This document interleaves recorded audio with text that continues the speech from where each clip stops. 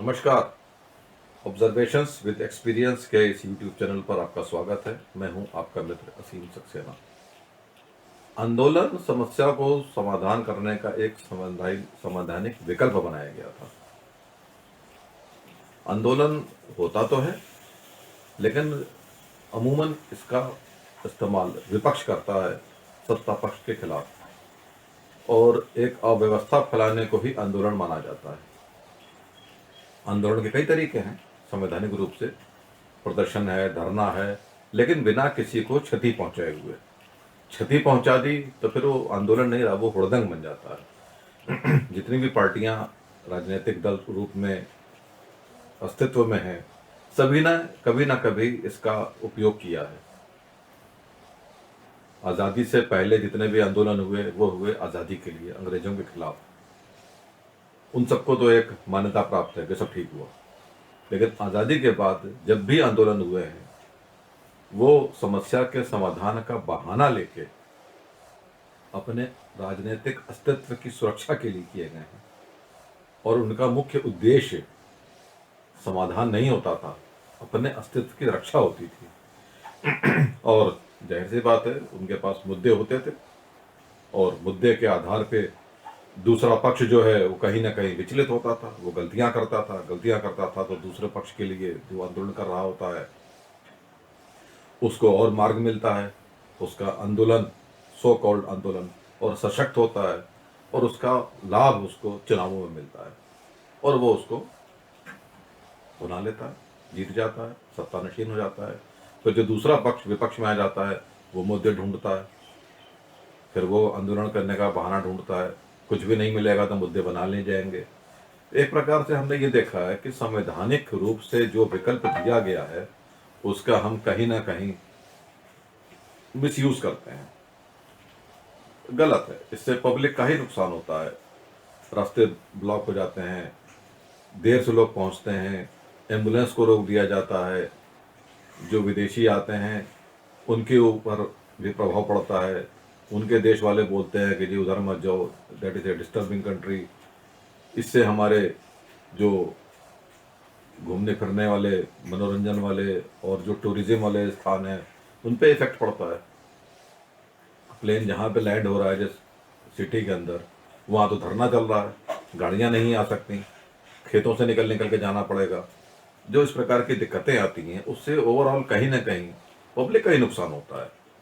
जो रिक्शे वाला है, टैक्सी वाला है, होटल वाला है, उन्हीं की पब्लिक कम हो जाती है। तो ये जो भी आंदोलन करता है, इनको इस बात का ध्यान रखना चाहिए कि वो आंदोलन करें अपने अस्तित्व के लिए, लेकिन जिनका अस्तित्व है उसको तो खतरे में ना डालें। अभी आंदोलन हुए, कई कंपनियां बंद हो गई, कई पेट्रोल पंप बंद हो गए, क्योंकि जब रास्ता ही बंद हो गया, लोग गाड़ियां लेकर उधर से जा ही नहीं रहे हैं, वहाँ पे धरने वाले लोग बैठे हुए हैं, तो पेट्रोल पंप वाला कितने दिन तनख्वाह दे देगा बिठा के अपने लोगों को? फिर वो तो बेरोजगार हो गए। अब उनकी दुआएं लग रही हैं कि बददुआएं लग रही हैं। लेकिन जो आंदोलन करता है, जो भी है, जो भी उनका एक कैलकुलेशन है, वो कहीं ना कहीं व्यवधान उपस्थित करते हैं। और जब भी व्यवधान उपस्थित होता है, आपको नहीं पता कि कौन कितनी अर्जेंसी में है, कितना आवश्यक काम है उसका, वो रुका हुआ है।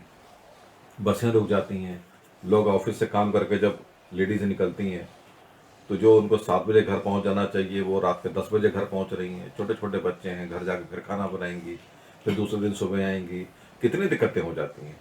इसमें सहयोग कहाँ हुआ? ये तो असहयोग जैसी चीज़ हो गई। ये उतना ज़्यादा वैकल्पिक विषय का दुरुपयोग है जितना नहीं होना चाहिए।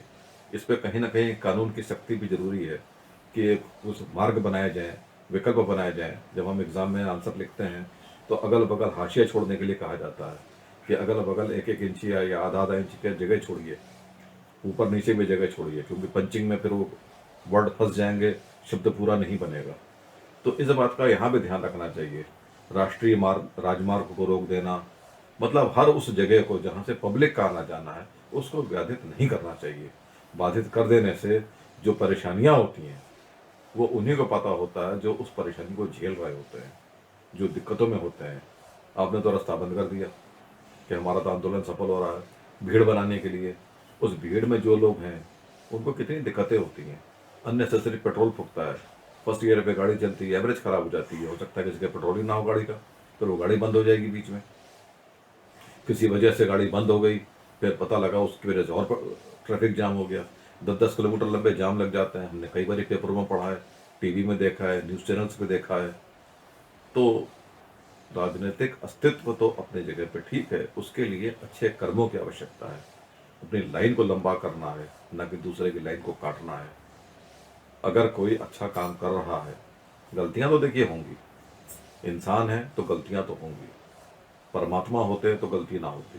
तो इंसान है तो गलती करेगा, और अगर उसके मन में स्वार्थ है तो कहीं ना कहीं तो कंप्रोमाइज़ करेगा। जहाँ कंप्रोमाइज़ करेगा वहीं आप पकड़ो। विपक्ष का तो ये काम है। अगर विपक्ष ना हो तो सत्ता पक्ष तो निरंकुश हो जाएगा।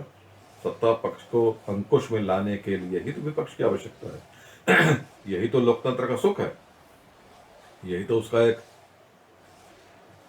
एक प्रशंसात्मक विषय है कि लोकतंत्र की जो खूबियां हैं वो यही तो हैं कि विपक्ष जो है वो सत्ता पक्ष को नियंत्रण में रखता है। तो दोनों की आवश्यकता है। एक पक्ष भी अगर निरंकुश हो जाएगा तो दूसरे को ध्वस्त कर देगा। ध्वस्त नहीं होना चाहिए। संविधान दोनों को संभालता है, दोनों की रक्षा करता है, दोनों को नियंत्रण में रखता है। उसके लिए उनको उचित मार्ग का पालन करना चाहिए, और यही एक आवश्यकता है लोकतंत्र को जीवित रखने के लिए। हमारे देश में लोकतंत्र की एक परम आवश्यकता है। डेमोक्रेटिक कंट्री है, सबको बोलने का अधिकार है, ऐसे अधिकार अन्य देशों में नहीं है। तो बेहतर होगा कि हम सब इन चीज़ों को समझें और संविधान को समझते हुए, व्यवस्थाओं को बाधित ना करते हुए, जाहिर सी बात है जनता के लिए ही, सुखों के लिए सारे राजनीतिक दल आते हैं, और तरह तरह की जो भी उनके पास जनता की समस्याएं आती हैं उससे संबंधित वो अपने मैनिफेस्टो बनाते हैं, चुनावों में प्रचार करते हैं, और जीतने के बाद उन्हीं पर कार्यान्वित करते हैं। तो एक अच्छी परंपरा है, इसको चलते रहना चाहिए। हाँ, इसके नाम पे प्रोदान, प्रॉपर्टी का नुकसान, ये उचित नहीं है। यहाँ तक सुनने के लिए धन्यवाद। आपका दिन शुभ हो। नमस्कार।